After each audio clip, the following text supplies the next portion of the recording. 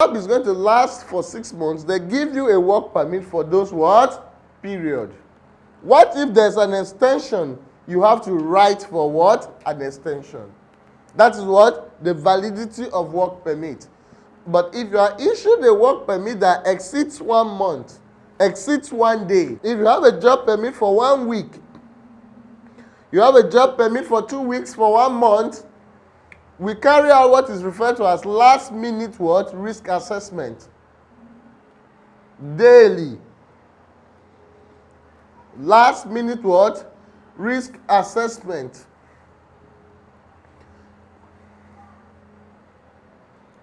That's a situation whereby a safety officer comes to your site every day to validate, carry out verification and validation of what you are doing, the way you carry out your operation, the safety requirements on the activities you carry out on a daily what? Basis. Then there are basically 2 or 3 things that makes a work permit become invalid. If you are issued a work permit, for instance, what makes a work permit become what? Invalid. There are basically 2 things or 3 things that make a work permit become what? Invalid. Number 1 is what? Sounding of alarms. If you are working in an organization, there's what we call emergency alarms. When an emergency occurs, or when an accident has just occurred, when there's an emergency in an organization, the emergency alarm will be what? Triggered. When an emergency alarm triggers, your work permit becomes what? Invalid. What is the next thing that is expected of you? You move quickly to what? The assembly point and wait for further what? Instructions. You walk quickly to what? The emergency point and wait for what? Further what? Instruction. We refer to that as what? Emergency what? Alarms. The next thing that invalidates a work permit is change in weather condition. You may be issued a work permit and you are carrying out either what? Evacuation, excavation, or carrying out a hot job. Immediately there is what? A change in the weather condition, that work permit becomes what? Invalid. And so if you are issued a work permit and there's a change in weather condition, there's a sounding of fire alarm or emergency alarm, that work permit becomes immediately what? Invalid. Now let's look at types of work permit. We have so many types of work permit. We have different types of work permit and their complementary certificates, but I'm going to talk about basically 3 types or 4 types of work permit in this class. We have what we call hot work permit.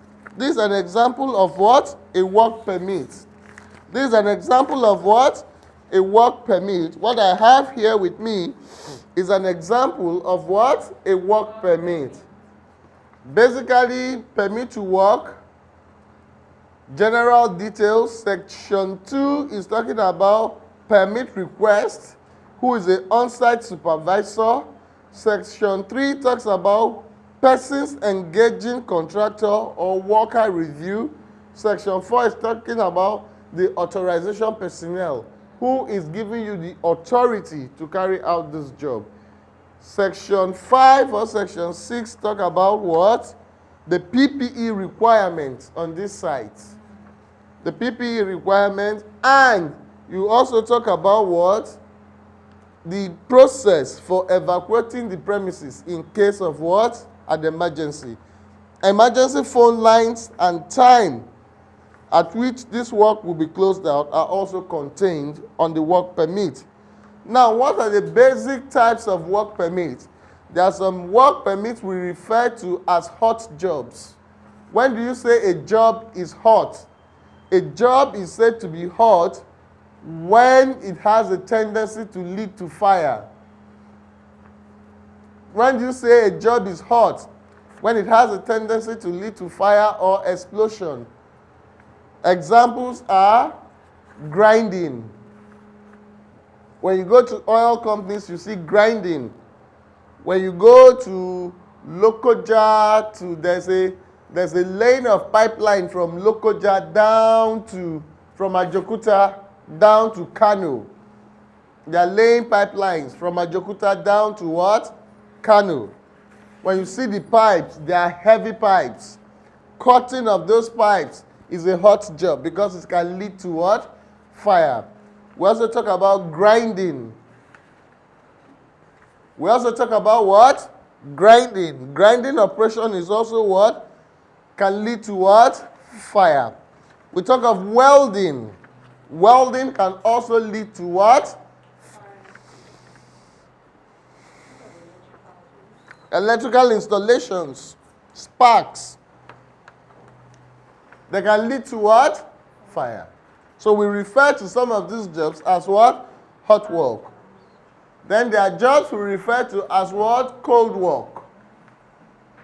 When do we say a job is cold?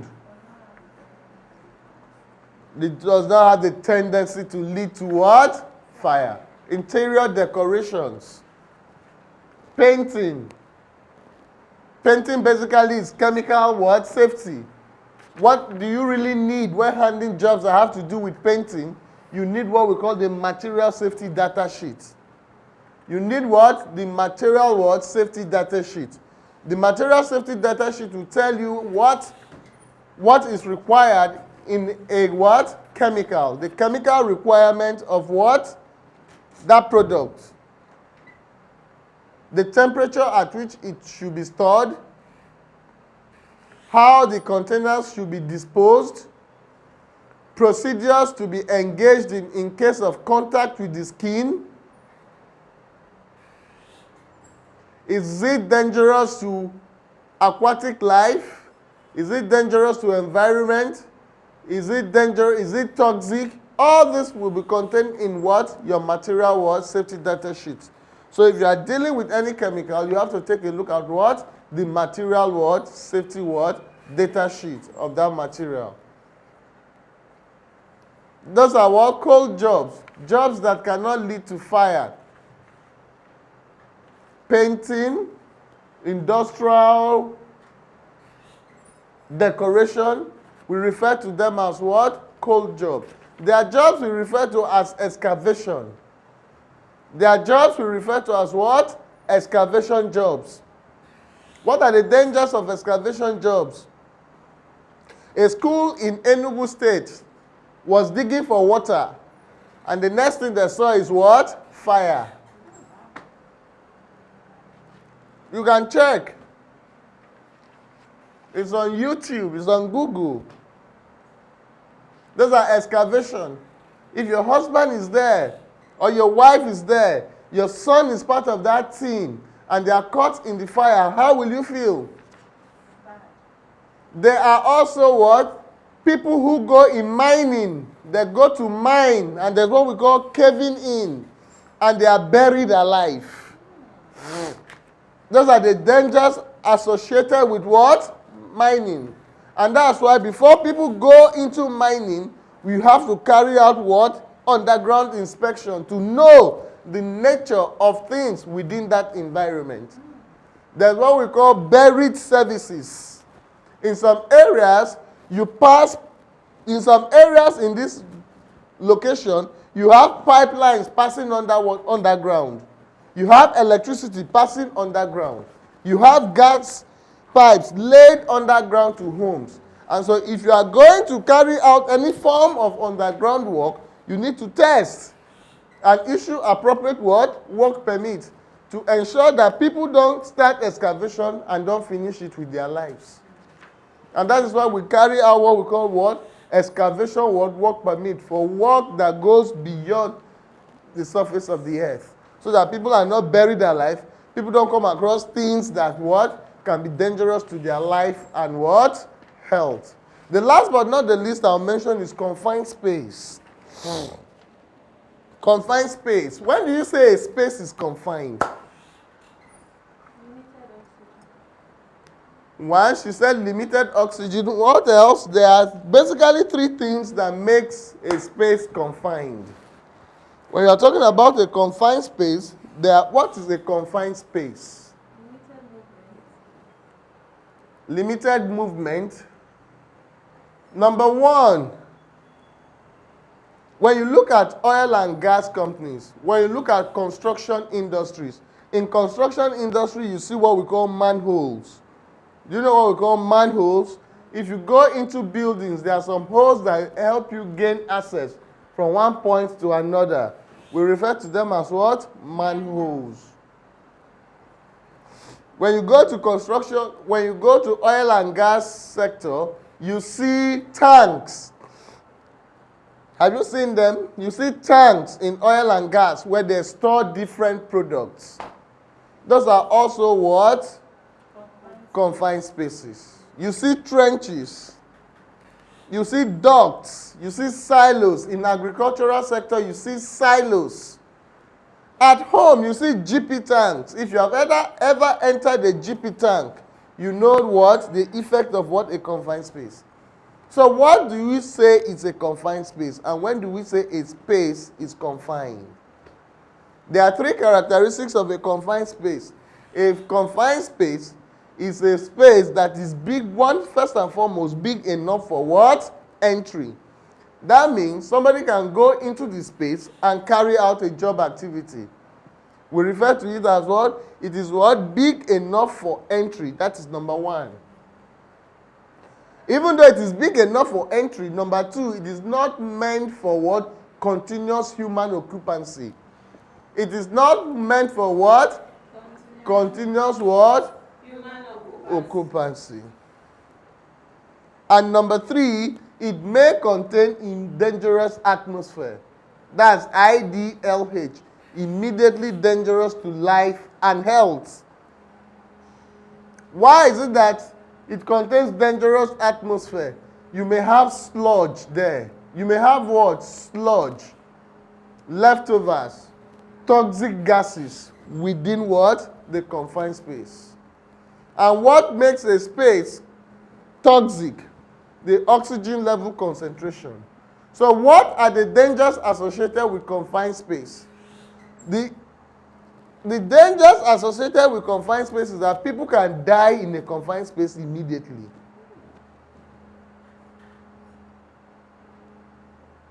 You have heard of people that said that they were sleeping and there was a generator beside them and 4 of them did not wake up.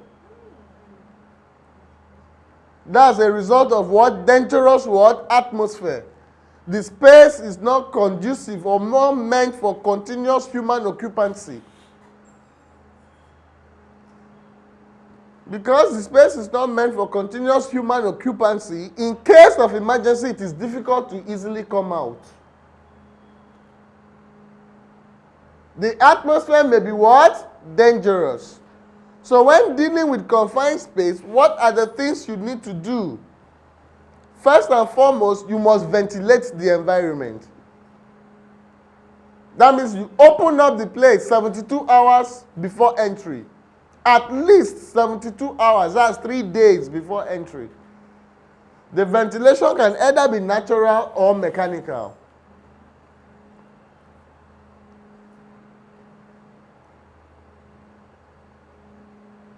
Number 2, you must conduct what we call gas test.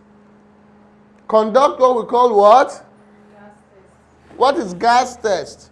You must check the gases within that environment. How do you conduct gas test? You use a device called explosimeter.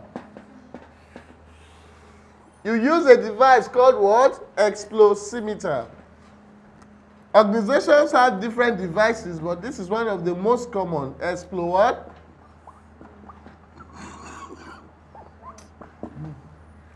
Explosimeter. What does this explosimeter show you?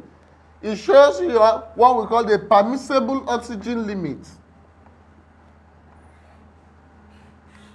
You have H2, I think you have H2S. H2S, that's hydrogen sulfide, oxygen O2, CO2, and other combustibles. And other what? The permissible oxygen level is between what? 17.5% to what? 23.5%.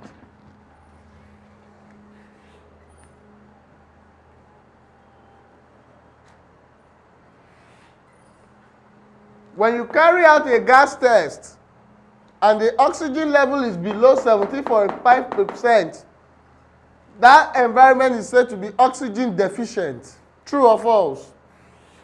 And what does oxygen deficiency lead to? It leads to what? Asphyxiation. It leads to what? You said suffocation. We call it asphyxiation. Suffocation, asphyxiation, they mean the same thing. Dying as a result of lack of oxygen.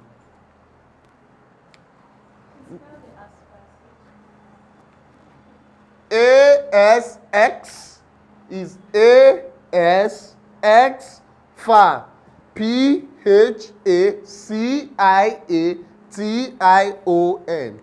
Asphyxiation.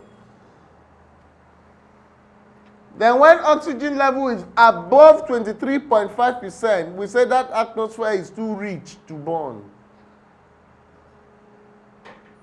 When an atmosphere is above, oxygen concentration in an atmosphere is above 23.5%, we say that atmosphere is too rich to burn. So you make sure you don't carry out anything that can ignite close to that environment. Now, what are the permissible limits? I've given you the permissible limits for oxygen. For hydrogen sulfide, it must be what? 0 ppm. What is ppm? ppm parts per what? Million. Carbon monoxide, CO, carbon 4 oxide must also be 0 what? Parts per million. And the other combustibles must also be what? 0 parts per what? Million. Number 1, we say ventilation. Number 2, we say what? Continuous what? Gas testing. When you are conducting the gas test, when gas test is being conducted on an environment, you have to make sure that you have a thorough what? Test of the entire environment. If an environment looks like this, you must divide the environment into how many parts? 3. You have the what? The top, middle, and what? Bottom. If you carry gas test of the top and use it to evaluate the space, it's a wrong what? Assumption. So you must carry out what? The test of the top, the middle, and what? The bottom. Also, in managing the dangers of confined space, we say you shall never what? You must never what? Walk alone. You must never what? That's what we refer to as what? Lone worker risk assessment. What is lone worker risk assessment? There are jobs you don't do alone. You must do it with what? Somebody. So that in case of emergency, the man that is standing out can either call for emergency or come to your rescue. What do we mean by what? You must never walk alone. That means if somebody is inside carrying out an operation, there must be somebody standing outside to watch what this man is carrying out. The man inside is called what? The entrant. And while the man outside is called what? The attendant. In case of emergency, it is the attendant that rescues what? The entrant. Then, number 4, use what we call job rotation. Job rotation, the man inside must not work for more than 10 minutes inside the space. He comes out. And the man outside what? Goes in. Those are some of the basic principles you have to deploy or follow when managing issues of what? Confined space. Okay. So, we said that you take what? The top measurement, the middle measurement, and the bottom measurement to have an overview or a clear indication of the atmosphere within the complete what? System. So that you don't use the top measurement, because this top measurement would naturally be what? Okay, and free air. By the time you get to the middle and the bottom, that will give you what? The indication of what? The atmosphere within that environment. That handles that for what? The job permits, and you need to what? Also ensure that your device is always what? Calibrated and kept in good working condition, so that it does not give you a wrong representation or data as long as far as the space is concerned. Having said that, we go to fire. Having said that, we go to what? Fire. Whether you like it or not, fire has become what? A part of our everyday life. It is also a part of what? Everyday life in what? Industries. Ranging from what? Domestic activities to industrial activities. A lot of activities today are carried out using what? Fire. At home, we use fires every day. In the industries, we have what? Processes that are what?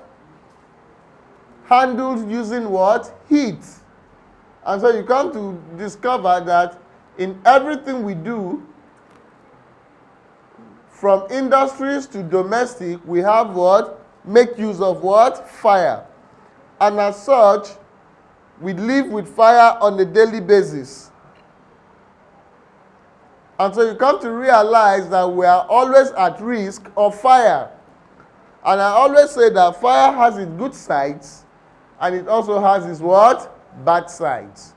And so I always say that fire is what? A good servant, but what? A bad master. Since fire is a good servant and a bad master, what that presupposes is that when dealing with fire, or when having anything to do with fire, you must ensure that your fire is kept under what? Control. It is when fire goes out of control that it becomes what? Disastrous. So what is fire? Fire is what? A chemical reaction between how many elements? 3 elements. A chemical what? Reaction between what? 3 elements. That has what? Destructive tendencies. What are these 3 elements? We call it what? The triangle of what? Fire. We call it what? The triangle of what? We call it what? The triangle of what? Fire. Fire. This fire triangle looks like this.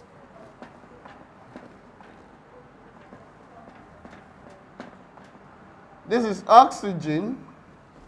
This is fuel. And this is what? Heat. Or source of what? Ignition. These 3 elements that come together to form fire is referred to as what? The triangle of what? Fire.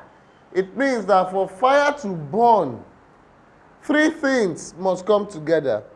We said fire is what? A product of the chemical reaction between what? Oxygen, fuel, heat, or source of what? Ignition. And so when these 3 things combine in their appropriate quarters and unit quantities, it gives birth to what? Fire. And when this fire begins to burn, we call it the incipient stage of what? Fire. Fire is better what? Handled and dealt with at the incipient stage. When it outgrows the incipient stage, it leads to what we call a great conflagration, which has high level what? Destructive what? Tendencies. So when this fire begins to burn, it destroys properties worth millions, billions, annually in the country, in industries, and in organizations. So how do you control fire? How do you control fire? You control fire by ensuring that these three elements does not come together. And that is the challenge we have. Because oxygen is naturally occurring, we have fuel everywhere, and the major issue you have control over is your heat or your source of ignition, or the extent and level to which we what? Store fuel. Some people load their premises and their homes with fuel and have no control over the source of ignition. And so if you have fuel in your premises, like in most oil companies, you need to control your source of what? Ignition. And so when you are dealing with fire, you find out that you have what? Oxygen, fuel, heat, and source of ignition. Just like we said during our class on confined space, we said that oxygen level must be kept at 17.5% to what? 23.5%. You ensure that your oxygen level does not what? Exceed 23.5 what? Percent. Is what? Too rich to burn. You now look at what we call what? Fire detection systems. There's what we call fire detection and suppression systems. That's why you have things like smoke detectors. You must have smoke detectors in your premises. You must have fire alarms. You must have break glass, automatic shutdown,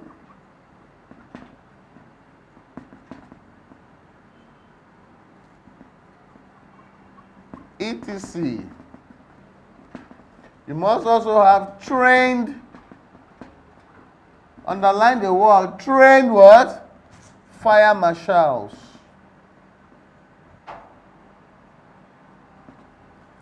You need trained what?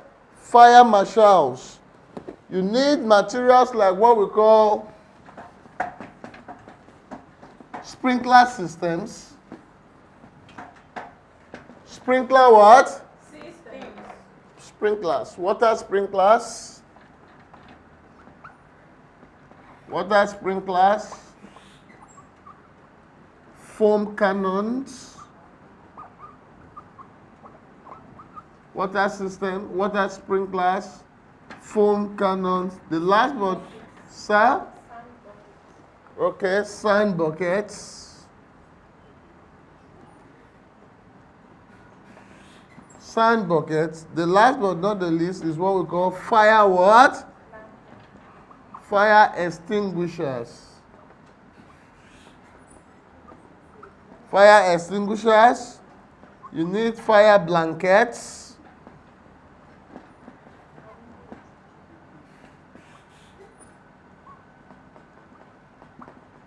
etc.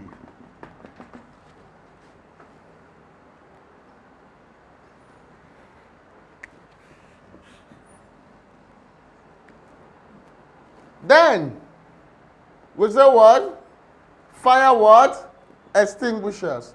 When these three elements comes together, oxygen, fuel, and source of heat or ignition, when they come together and they begin to burn, it leads us to a concept we call what? Classes of fire.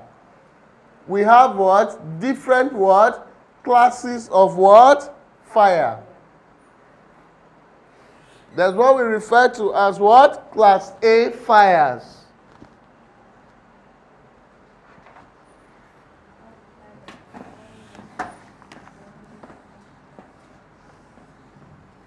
Before we talk about classes of fire, let's talk about what causes fire. What are the factors that lead to fire? Number one is what? Fire can be caused by what? Arson. What is arson? Arson is what? What I refer to as bagbele. Deliberately setting a place on what? Fire. That happens when you are having what? Competition. Your competitors can deliberately set your organization on fire. We refer to that as what? Arson. When somebody sees that you are prospering, your company is doing better than his company, and he wants to slow you down, he comes there to what? Pour petrol and set the place on fire. We refer to it as arson, deliberately setting a place on fire. How do you manage issues that have to do with arson? You have to be vigilant using what? Closed circuit television, CCTV. You must also monitor what? Your own workers. Because nobody will come and set your organization on fire without the support of your workers. An insider, an enemy, just like the Bible will say, an enemy has done this. A man's enemy are what? Members of his own what? Household. Household enemies. Let them catch fire. Now, arson, deliberately what? Setting a place on fire. You use CCTVs and what with CCTVs and basically intruder detection systems. Intruder what? Detection system. Intruder what? Detection system. At least this, I think this is what happened in Ebano supermarket, where a girl less than 18 years old came, carried lighter and lit up the place and said she was playing. Only for what? Property worth over 100 billion to be burnt down. They have not built the place till today. 18, less than 18, she's a minor. They sent her from the village. That is arson. And so you need, and that is where we are going to talk about, when we are talking about emergency response, we are going to talk about response time. Because this issue, I keep wondering, I don't know how a girl will come into a premises, set the premises on fire, and there was no response. There was no detection. There was no response till it started, and the whole place was burnt down. From incipient stage to what? A stage where the fire could not be controlled. And so there's need for early detection and early action. Another one is carelessness, which a lot of us are so careless. Carelessness. Carelessness. If I go back to your homes now, a lot of you did not switch off your electrical appliances before coming here. And that's why in most organizations, what do you see on the wall? Switch off all electrical appliances before what? Flying home. Because when it is immediately, it is 4:30, what's on your mind? Rice and beans on what? Your table. Or where the party you are going to. So as a result of carelessness, people do not switch off electrical appliances and they fly home. The electrical appliances would heat up. Some people even leave candles on their bed. They lit candles on their mattress and say they are sleeping.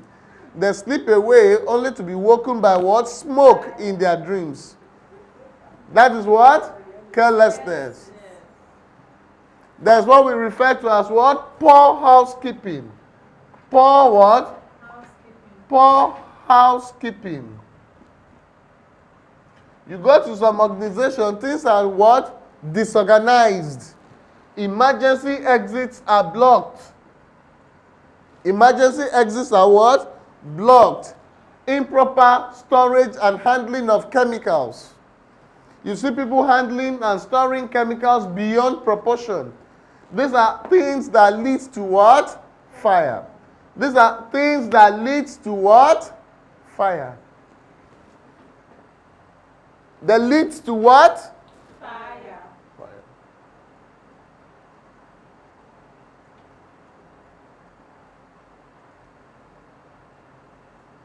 Now, when there is fire incident, how do you curtail it? How do you what? Curtail fire. We said there is need for what? Emergency response plan, which has to do with what? Fire marshals. Beyond having fire detection and suppression systems, you need to what? Call for help when fire is detected. In every emergency situation, the first thing you do is to what? Call for help. Don't try to be a hero or a master. You must what? Call for help and use the necessary equipment to what? Attack the fire. Before we talk about attacking fire, let's talk about the different classes of fire. We talk about class A fire, class of fire, and method of extinguishing. Method of what? Extinguishing the fire. Method of extinguishing the fire.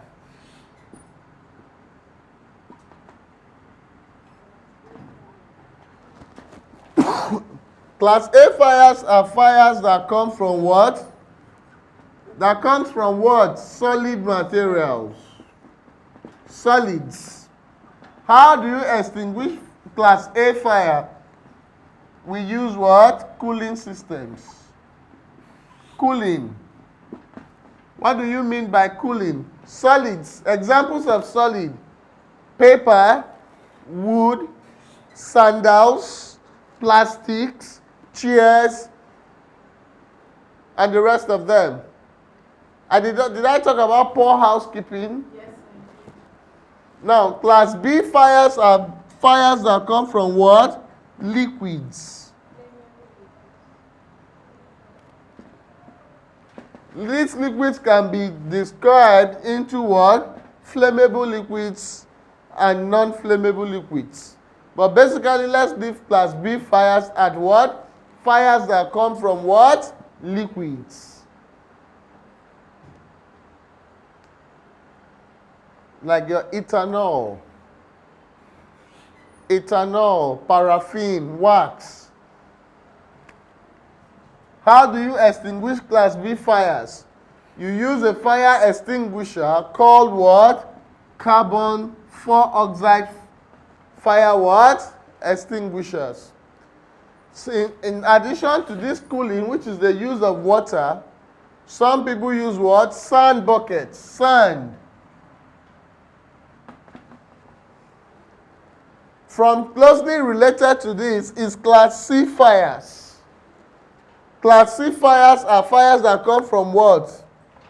We've talked about solid, liquids, and what? Gas. It is class D that come from what? Metals. Class C come from gases, and we use a fire extinguisher called what? DCP for this. Dry chemical powder. We also use what? Dry chemical what? Powder. So you have that CO2 is carbon 4-oxide. CO2 is what? Carbon 4-oxide. While DCP is what? Dry chemical what? Powder. Dry what? Chemical what? Powder. So every organization must have these fire extinguishers within what? Their organization. They must also have what? Contacts of fire agencies. Contacts of what? Because a lot of organizations don't have what? The fire contacts of what? Fire agencies.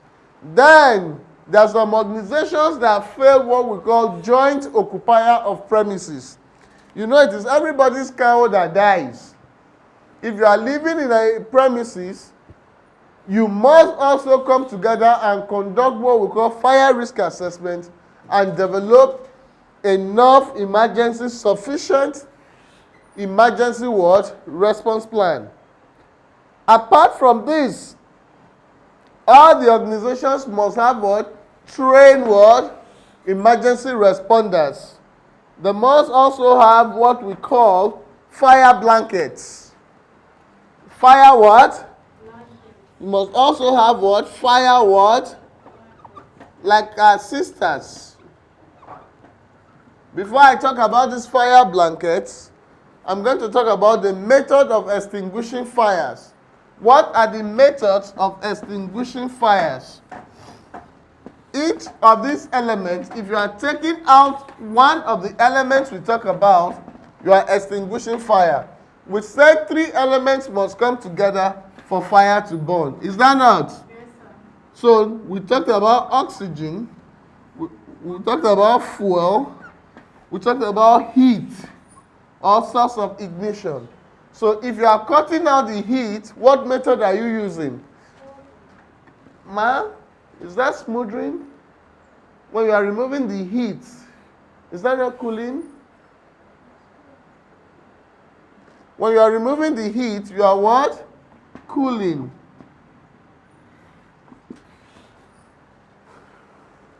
When you are removing the fuel, what are you doing? Is what? Speak out, smothering. And we are cutting off oxygen, you are starving the fire of oxygen. We refer to it as what? Starvation. So you have cooling, starvation, and what? Smothering of what? Fire. And that's what you do with what? Fire blankets.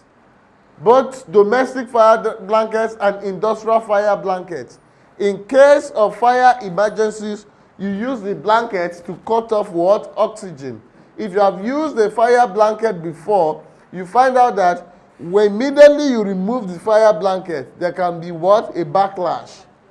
Because what? Oxygen has been what? Reintroduced. And so you need to have a fire blanket at home. You need to have what? Fire blanket in what? Your industries. And most importantly, you must have what? Knowledgeable what? Firefighters within your organization. And the firefighters must be what? Trained. Now, this is a fire extinguisher. How do you identify a fire extinguisher? You look at the label. You look at what? The label. What does this say? From this label, this is multi-purpose fire extinguisher. It can be used on class A, B, and C.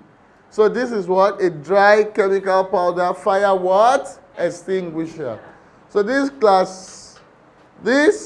fire extinguisher, the dry chemical powder, is more or less a general purpose what? Fire extinguisher, because it can be used on class A, class B, class C fires. How do we use a fire extinguisher? You already have a fire extinguisher and you cite what? Fire. You already know the class of fire. So which fire extinguisher, or how do you attack what? Fire. We follow a process called what? Pass. We follow a process called what? Pass. We follow a process called what? Pass. This pass means what? Pull the pin. This process will still be demonstrated in the class. Pull the pin. Aim at the base of the fire. Aim at what? The base of the fire.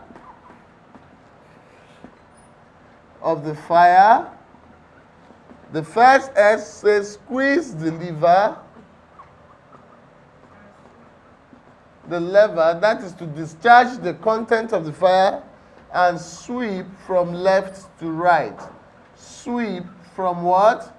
Left to what? Right. So you have to first and foremost pull the pin of the fire extinguisher, aim at the base of the fire, standing in a comfortable position, squeeze the lever, and sweep from what? Left to right. We'll display this during our practical session later during the class.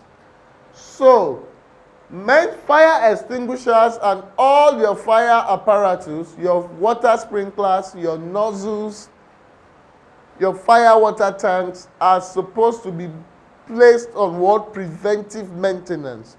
They must be placed on what? Preventive what? Maintenance.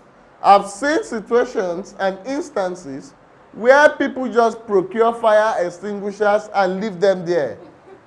The day fire occurs, the fire extinguisher refuses to what? Operate. Why? Because fire extinguishers are meant to be what? Maintained. Effectively what? Maintained. How do you maintain fire extinguisher? You subject it to what? Monthly inspection and biannual what? Calibration. Your fire extinguishers must be inspected monthly and also what? Biannually, that is every 6 months, recalibrated. Because at times, the pins may not be in place. At times, if you look at the gauge on the fire extinguisher, this is what we refer to as the gauge. It shows you the pressure level on this fire extinguisher. The content may have discharged or the content may be caked.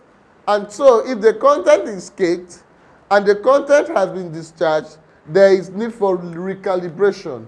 In what other fire extinguisher? This is the nozzle that discharges the content of the fire extinguisher.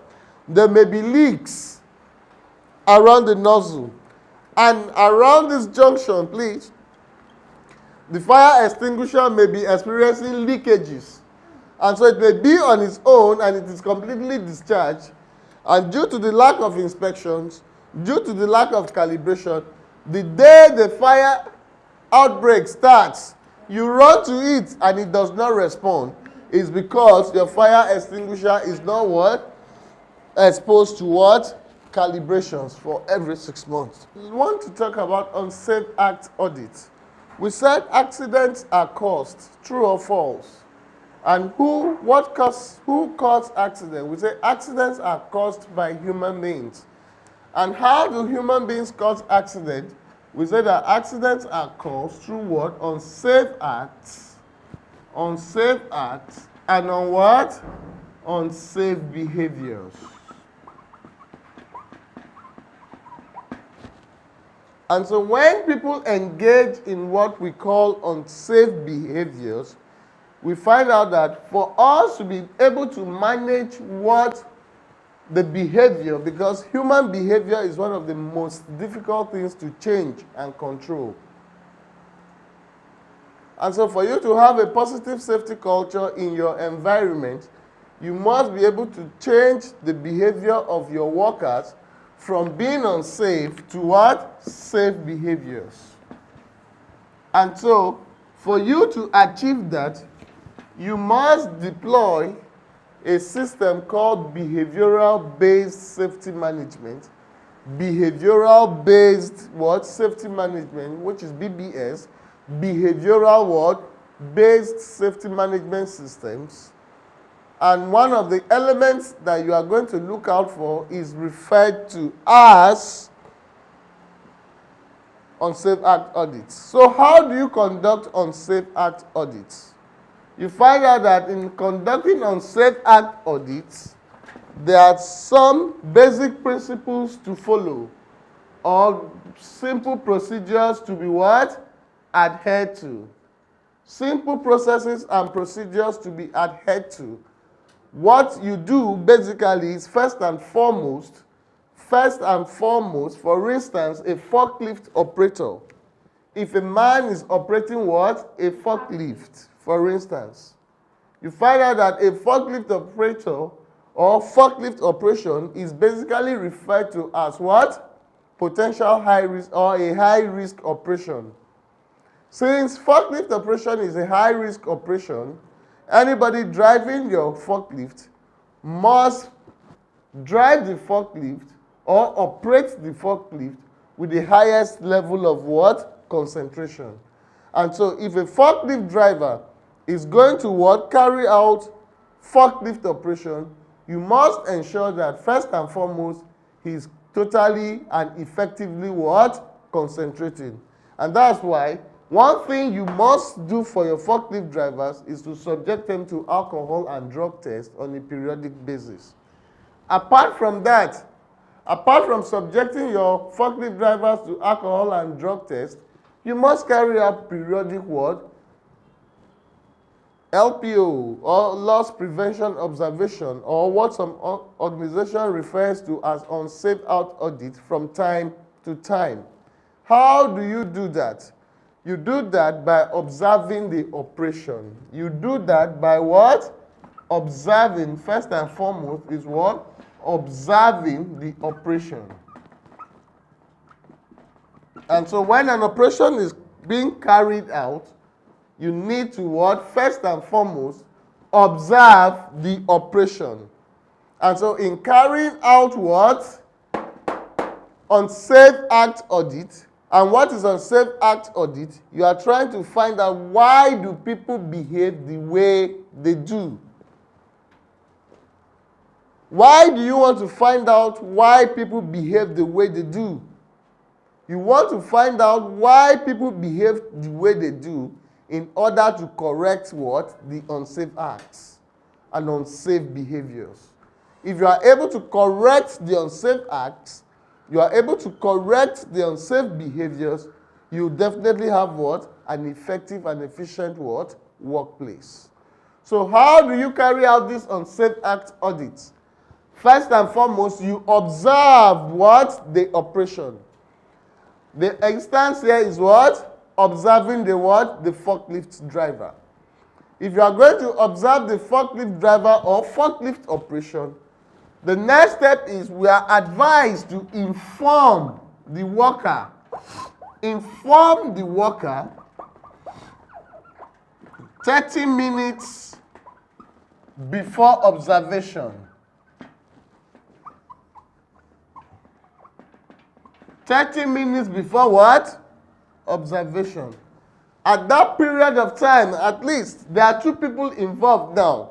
You have the observer, which is the man carrying out the unsafe act audit, and the observee. How many people are involved? You have the observer and the what? Observee.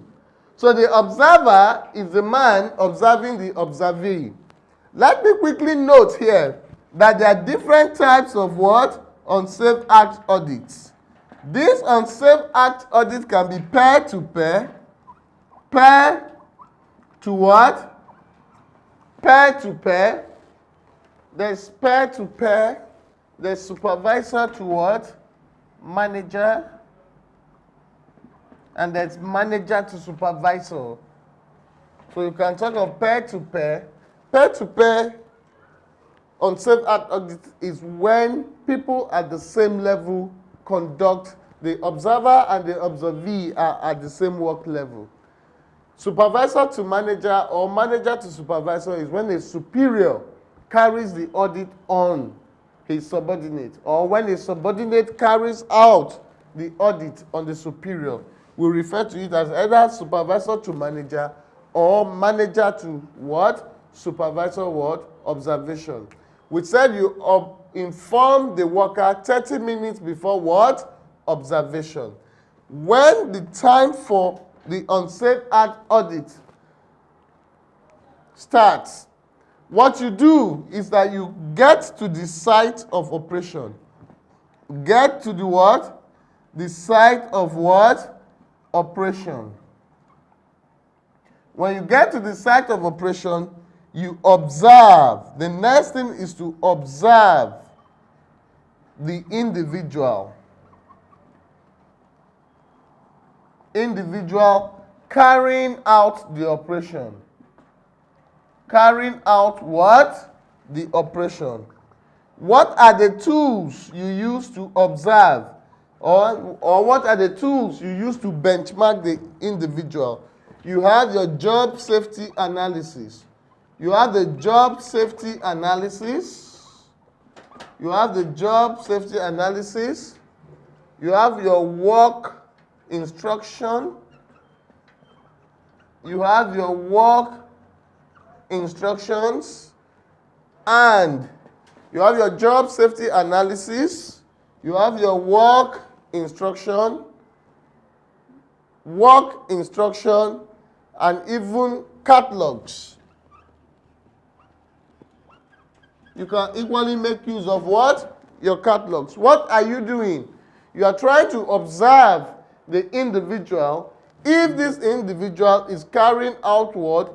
The job according to his job description, according to his work instructions, and according to his work catalogs, whether it is maintenance catalogs or production catalogs. At the end of the observation, at the end of what? The observation. So we are saying that the work instruction or the Unsafe Act audit is what? Observing a worker in line with his job description, job safety analysis, work instruction, work catalogs, to see if he is carrying out what? The carrying out the job according to laid down what? Information, instruction, and what? Training. If he is not carrying out the job according to what? Instruction, we refer to that as what? What do we refer to as that? A gap. We refer to it as what? Questionable item. We refer to it as what? Questionable what? Item. When a questionable item is observed, this questionable item is what we refer to as what? The unsafe behavior. Why do we carry out Unsafe Act audits? We carry out Unsafe Act audits in order to identify unsafe what? Behaviors. Why are we interested in identifying unsafe behaviors? Because we want to identify unsafe behaviors to correct them, to ensure we have what? A safe what? Workplace.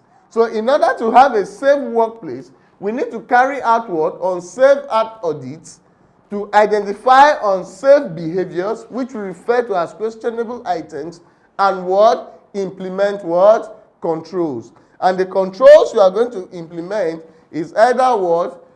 Your elimination, substitution, administrative controls, administrative engineering controls, administrative controls, and what? The use of what?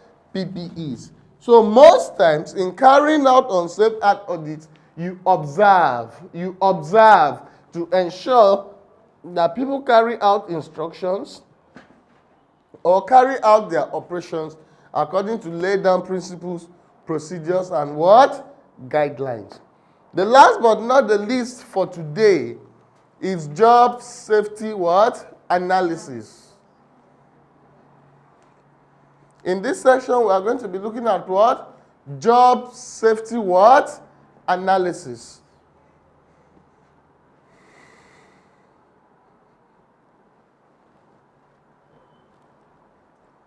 We are taking a look at what? Job safety what? Analysis. In some quarters, it is also referred to as what? Job hazard what? Analysis. What is job safety analysis? I began this class by saying that the focal point of occupational safety and health is what? Hazard identification. I remember saying that the focal point of occupational safety and health is what? Hazard what? Identification. We said, why do we identify unsafe acts? We started by saying that the goal of safety is to achieve what? A safe workplace. And how do you achieve a safe workplace? By identifying unsafe acts, unsafe behaviors, hazards, and unsafe conditions. And that's why we conduct what we refer to as what? Unsafe Act audits. Unsafe Act audit is meant to identify and control issues of what? Unsafe act, to correct unsafe behaviors by observing the people that carry out what? Different what? Operations. And so when the unsafe act is identified or the questionable item is identified, you go back for a feedback session with your supervisors to ensure that the reason for what? The unsafe act, the questionable item is identified and what? Controlled. We're also going to talk about job safety analysis. I remember talking about what methods of identifying hazards. When I talked about methods of hazard identification, I remember talking about observation, the use of checklists, the use of jobs hazard or job safety analysis, and what? Inspections. I talked about what? Observation, which is what? A careful what? Observation, a careful look at environment in which you operate in order to identify hazards. We now say the checklist is a standard template with which you compare an environment. We now talked about inspection, and we said that inspections are what? External or internal or external. When senior management decides to go around what? A work site to identify hazards, we call it safety inspections or safety tours. Or when an external body or external governmental agencies come into an organization to carry out inspections, we call it what? Audits or external what? Inspections. Now we want to talk about job safety what? Analysis. JSA. In some areas you hear job hazard analysis. JHA. JHA means job hazard analysis. JSA means what? Job safety analysis. They mean the same thing. Now, what is a job safety analysis? We said that job safety analysis is what? Every work process is divided into different operations. Every work process is divided into what? Different what? Work processes. And so, when you are analyzing closely a particular what? Operation, we say you are carrying out what? Job hazard analysis. We say job hazard analysis is a 3-stage analysis. A 3 what? Stage or 3